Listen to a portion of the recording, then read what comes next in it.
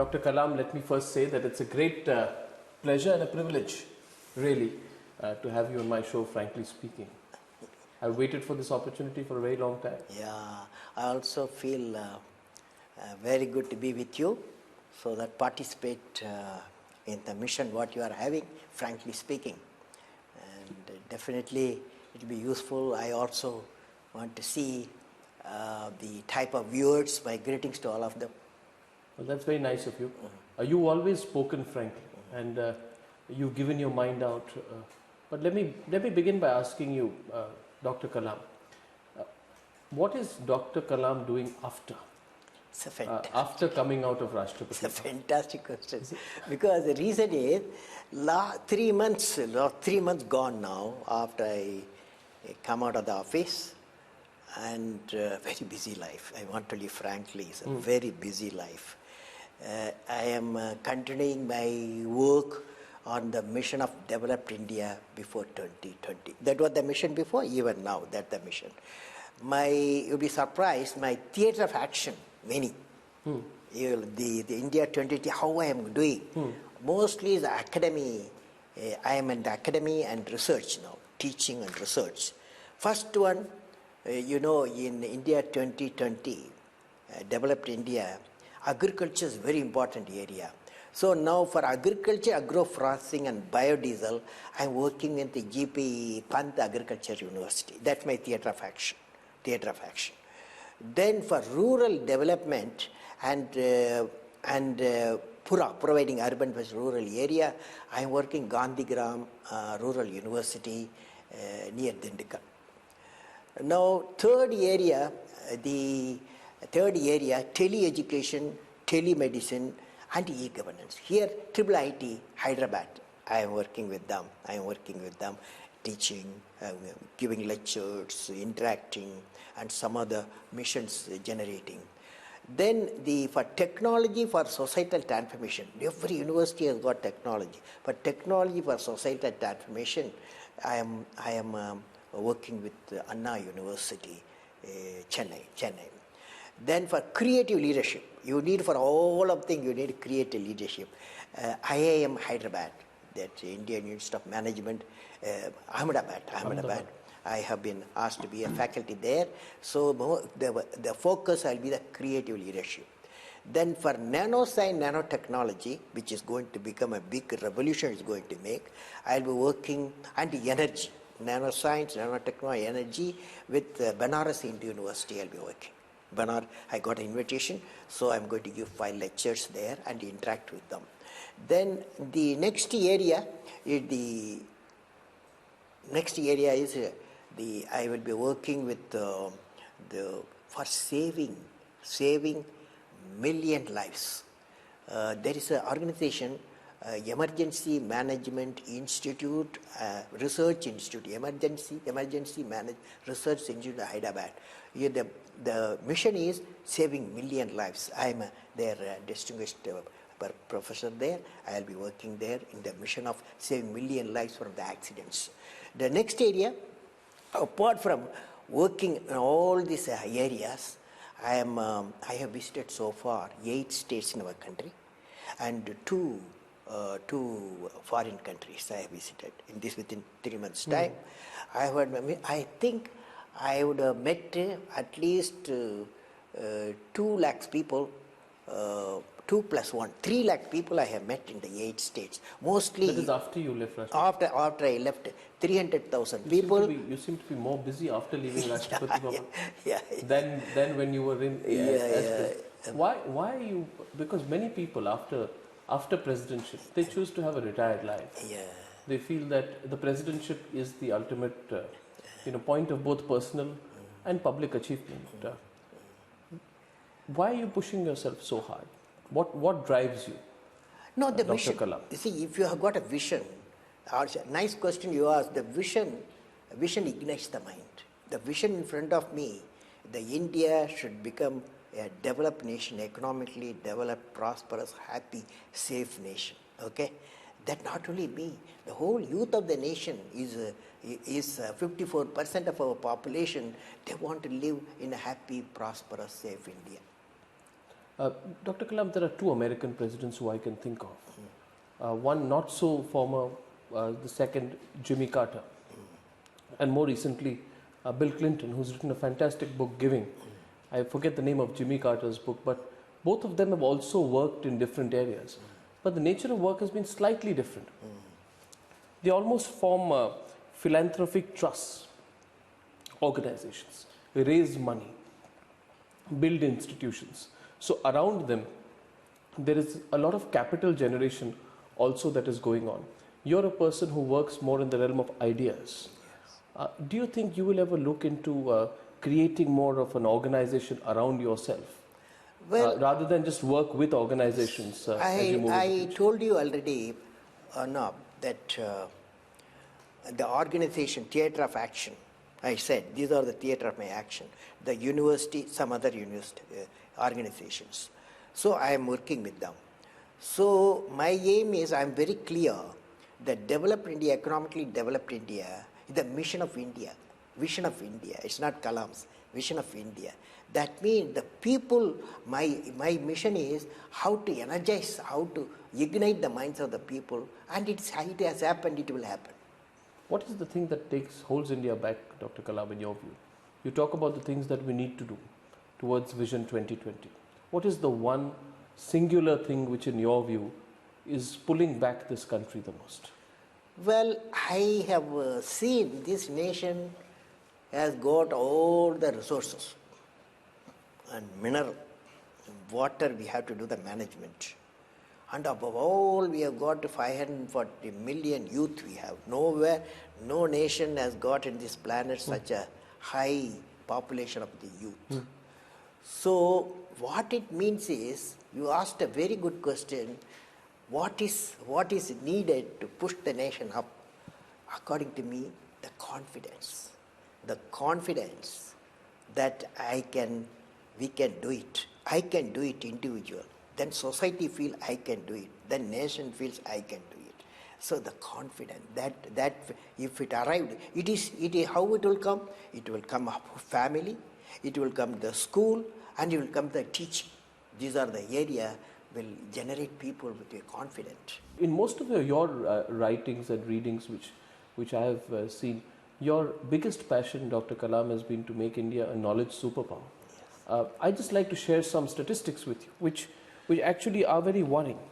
It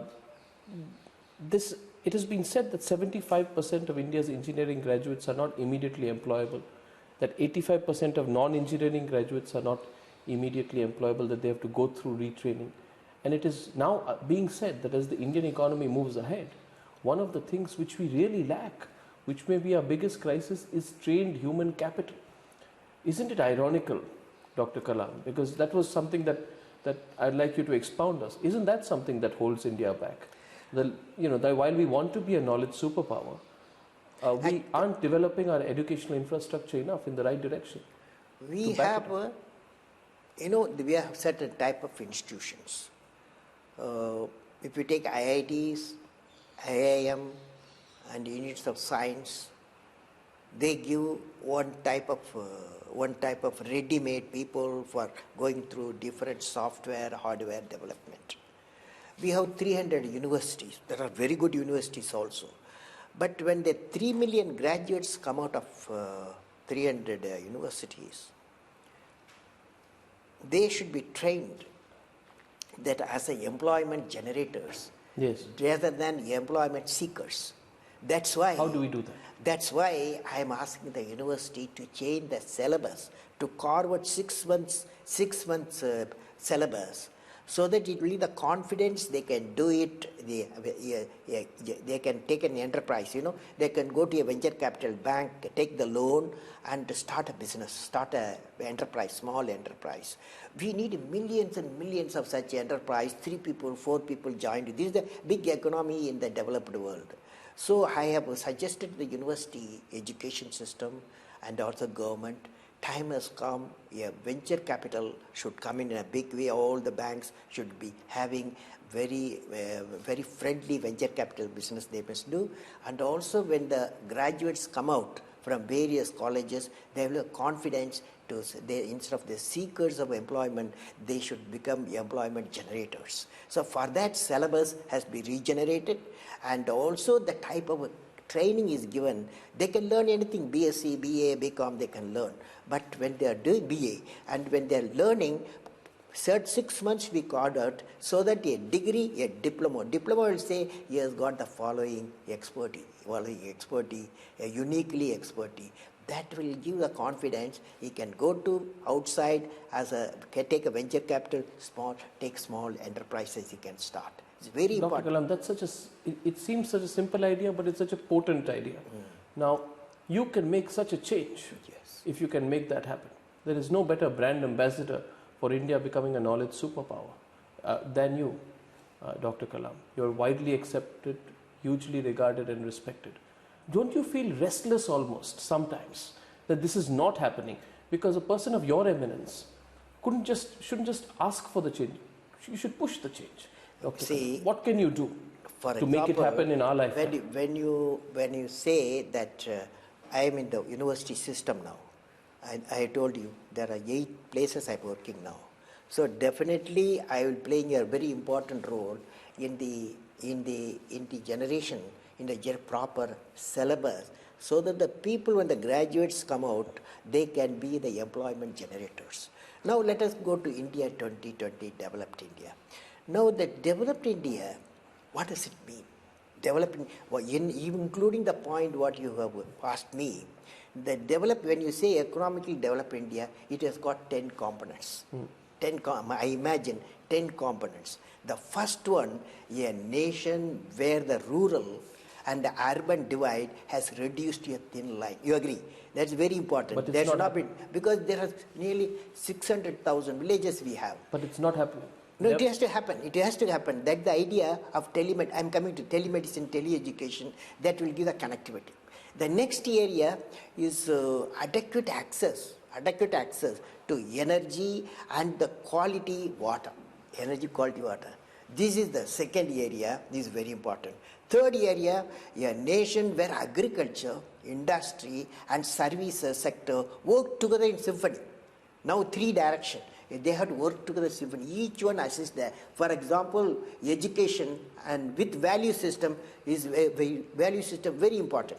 Whatever we do, a nation where education, the value system is not denied to any meritorious candidate because of societal or economic discrimination.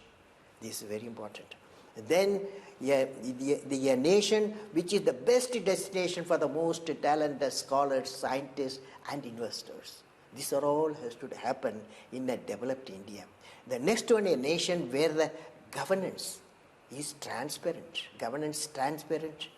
And responsive and corruption free. Now we may ask some question on that. A nation where poverty has been totally eradicated, illiteracy removed, and crimes against women and children are absent, and none in the society is alienated. Then I imagine a nation that is prosperous, healthy, secure, devoid of terrorism, peaceful, happy, and continuous with sustainable growth paths. Dr. Kalam, you are perhaps there was Zakir Hussain, there was Radhakrishnan, and then there was Dr. Kalam, who weren't professional politicians holding the highest office in this country. Do you feel, A, that your not being a professional politician helped your becoming a people's president? Because I'd like you to look back now and say that suppose you were a retired politician who became president, as opposed to a career technocrat who was chosen to become president. Does it make a difference in the way you think, in the way you approach things? See, I believe the following. Every president in the Rashtrapati Bhavan, I have studied all of them. From few of them politicians, few of them professional lawyers, few of them judges, and few of them for example, I am from the science and technology part of it. And varied spectrum they have come.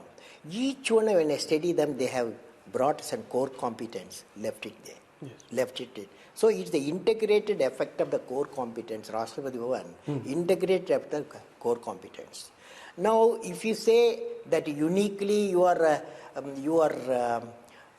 what you call people's president, best president, all this if you say attribute it, I don't have a comment on that because it's a people's choice, okay? Only I can say I have worked in these following areas, I can say that. But did you deliberately, I mean, this epithet has not been made by you, Dr. Kalam, but it has come to you of being a people's president. Can you tell me in your own self-assessment, you're a man of such scientific temper, what is it that people saw in you that they called you a people's president? See, What was it about your term as president that they call you the only people's president? I tell you, as for the people's view on me, very difficult for me to say how they view it like that. Yes. Only I can perform. Only in various way I can perform. You can ask me what I performed, that's all, I can answer that question. Then you can relate that question to what people say. Yes. I want to understand your mind. I want to understand the mind of Dr. Kalam. Dr. Kalam, let me take you to some moments and I'd like to know from you what was going on in your mind and how you looked upon that moment when it was being lived on through you. First, I'd like to take you back to, I think, 10th or 11th May 1998, Pokhran 2. You were seen as, I know you may have been asked this question several times, but let me ask you again. When that happened, I remember a newspaper headline the next day said, explosion of self-esteem. You may remember that as well. How do you look upon that event, your own role, and what impact it has had on the India of today, since we are 9 years down the road? See, India, I believe two things happened.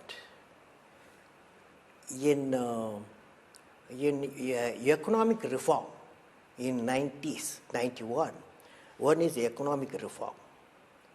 Second one, the India becoming a nuclear weapon state, 1998 May. These two you have to look at together. These two put the nation ahead. These two actions put the nation ahead. Followed? No. The one is economic. Yes. The another is the strength, national strength. This both combination brought the nation to the progressive path. Are you saying that without the nuclear test, India would not have moved in the right direction? No, it is after all around you. Nuclear weapon state are there. You cannot do dabas. Okay, do you understand? So naturally the strength respects strength. So you're basically... So the economic progress, economic liberalization, economic reforms proposed 1990s, and India becoming nuclear weapon state, this combination made this nation to grow faster. That's all I can say. What was going through your mind on that day of Pokhran? On that day I was... Where were you, and can you tell us a little bit about that day? Well, it's a past story. But past story. See, if you ask me, see, the various elements in 40 years of life has taken place. Okay, in nuclear weapon India became nuclear weapon state also. An event, it's an event. You want me to say events? What happened? Yes. Number one, my team launched SLV-3 satellite launch vehicle. That was in 1980. Put the Rohini satellite in the orbit.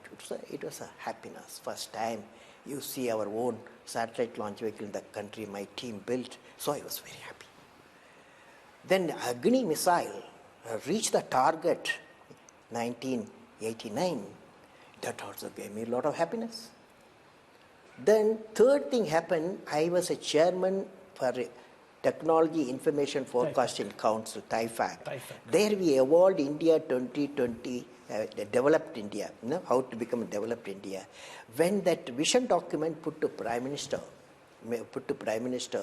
and announced for the nation, that also great happiness.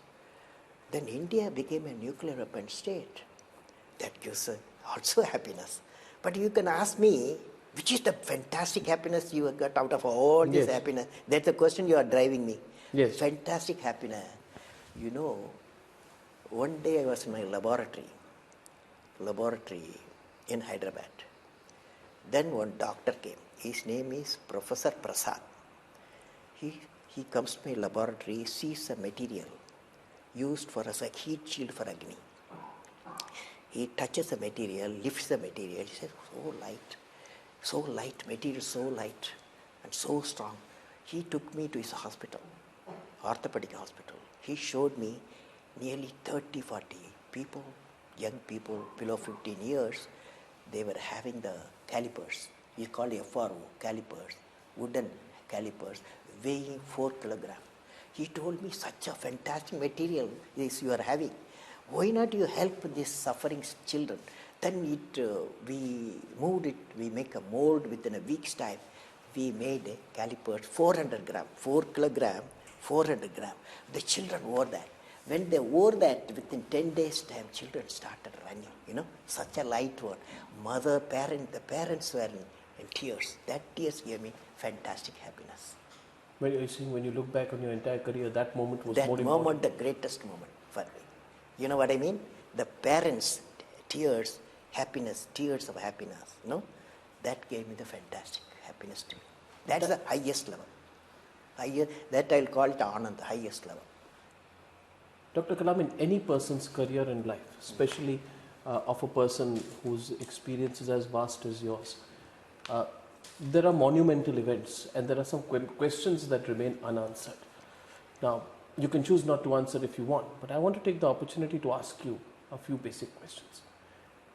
It was said, and let me tell you what was said, you know what was printed, what was said when you became president is that Dr. Kalam is perhaps the best candidate that one could have for the job of Rashtrapati Bhavan, but he's an independent-minded man. And the one worries everybody has sometimes of keeping a president who's independent-minded is, will he listen to the government when he needs to? Was that something which ever crossed your mind, A? B, when you were president, did you ever feel stifled? Were there any moments of self-doubt in your 5 years in Rashtrapati Bhavan? Well, many times I have to take decisions. And so when making a decisions, the best guidance is Constitution. Constitution gives the best guidance. So I believe in consultation. When any difficult situation I take a decision, I invite people, concerned people, they discuss, debate, sometime I give the decision what is right. Most of the time I give a decision what is right. So throughout I was in that 5 years period, I had a happy mind. That was I can assure you. Because of the surroundings, because the type of decision. Once your mind says what is right you are doing, you'll be happy. Dr. Kalam, let's not look back, let's look forward. You've been an exceptional leader. Even before you became president, the one thing which has always been told about you is that you've been a brilliant team person and a fantastic leader. What really is leadership in your view, A? And if you can, later, and you don't want to be diplomatic, but do we have the kind of political leadership that we need to have to take this country? First, I have worked with great leaders. I had a fortune to work with great leaders. First, I will define the great leaders. One or two, I will go into details also. From that, you can imagine. The following quality should be there. If you're a great leader, he should have the following qualities. Number one, leader must have a clear vision. Vision for the nation, vision for science, vision for industry, vision for social upliftment, a vision. Next one, leader must know how to manage success or failure. Because always you have to face through the problem, national problem, there will be a success and failure. Now, I tell you an example how my guru, that is Professor Satish Dhawan, managed a success, managed a failure. 1979, in August, there was a launch. It was a failed launch. Certain thing, I was the project director, program chief, mission director. Then I was the control center. I took the decision to launch, and then it was a failure. It went to Bay of Bengal instead of putting the satellite in the orbit. The same morning, we had a press conference. My guru Satish Dhawan told me, I am going to handle, you come with me. He took me to the press conference. There he said, yes, it's the first launch we have done, it's a failure. And I am going to give full support to the scientists, technology, to staff, and ensure in 1 year time we will have a successful flight. There was a lot of criticism, media, 20 crores you put in the Bay of Bengal. Like that, there was a lot of criticism. He answered all the answers. You know what he has done there? Even though I am the project director and program chief and the mission director, he took the failure. He took the response for a failure. Next year in July, when he launched, SLV-3 was a successful, put the satellite in the orbit. The great happiness in the nation. Media were there. What happened? He asked me to lead the media. Here you are seeing the success he is giving to his team, whereas the failure the leader absorbed. This great quality, not only in science and technology, it is true. All walks of life, including politics.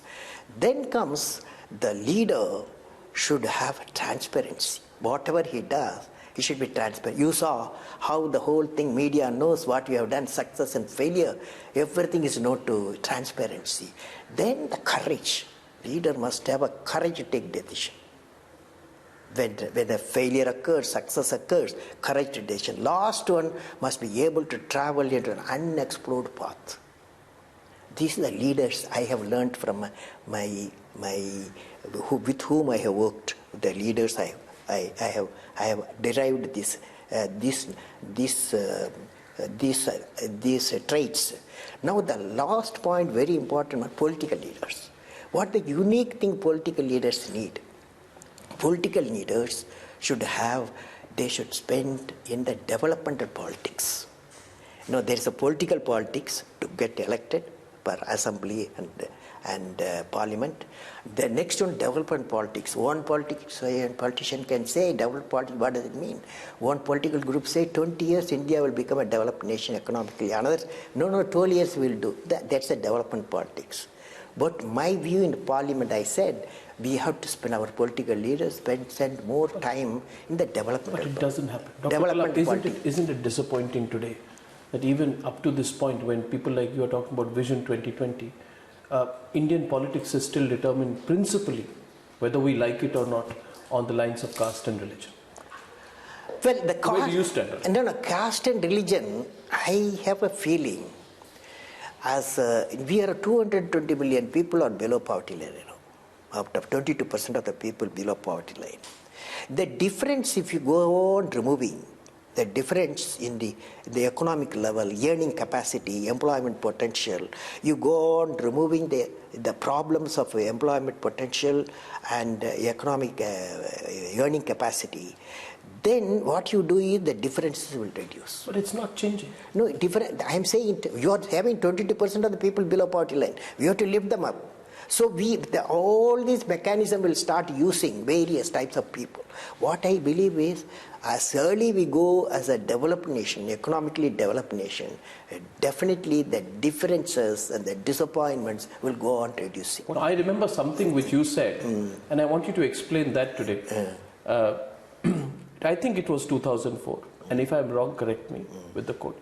I remember you saying something to the effect that this country is not going to be judged by temple, mosques or gurudwaras, but by the quality of education, development and use of natural resources. This was basically the gist of something you said in 2004. What was the message you were sending out? The message I'm saying is we have to build that India. When I was talking at that time, the context is I was talking India 2020. The 10 points I putting forth, the 10 points, how the nation will look like by the year before the year 2020, if it be a nation developed. At that point, I say we should concentrate. We should concentrate economic development, and that means the education, healthcare, and various economic activities should increase. So that is the most important thing. Always they decide who made the nation great by becoming a developed India. That's the bigger mission compared to any other thing. No, truly. No, there is no doubt about that.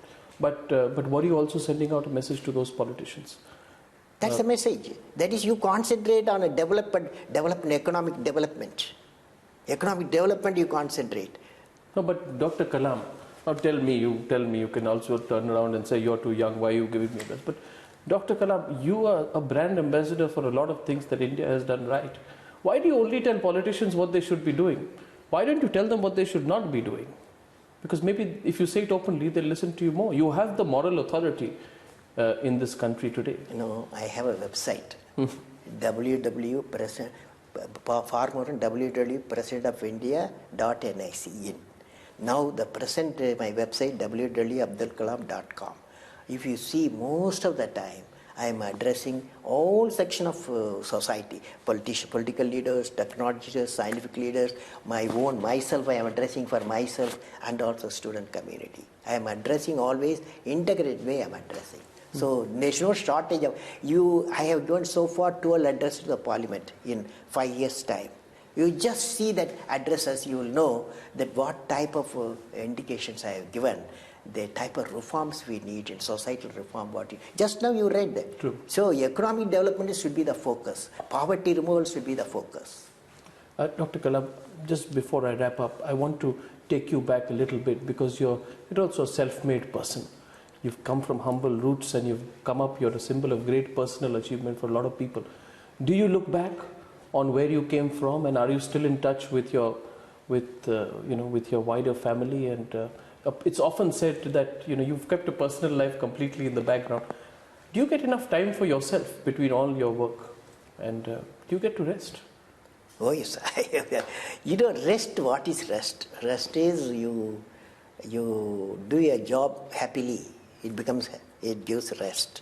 A mission you accomplish gives a rest. You talk to very, very, very unique personalities, and you exchange intellectually. It gives happiness. You talked the other day. I was talking to 60,000 people in Madhya Pradesh.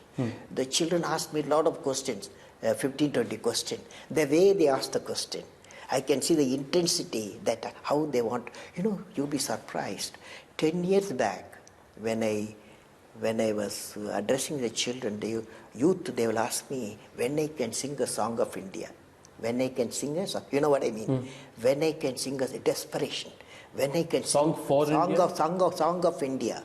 They want to sing a song of India in 10 years back. Today they are asking me what I can do for the nation developed.